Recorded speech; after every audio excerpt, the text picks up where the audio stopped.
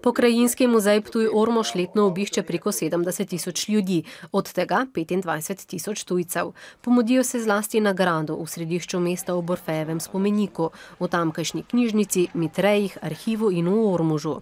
V tamkajšnji prenovljeni grajski pristavi se ponašajo z zbirko prazgodovinskega obdobja. Ta obisk dokazuje, da muzej ima, bom rekel, vrhunsko ponudbo.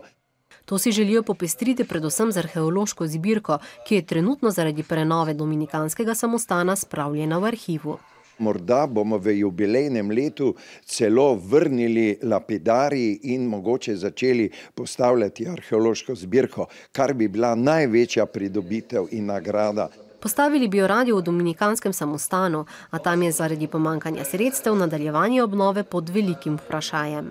Se bojim, da naslednja faza se ne bo pričela. In če ne bomo v tej smeri nekaj naredili, se pa resnično na kulturnem spomeniku lahko dela škoda.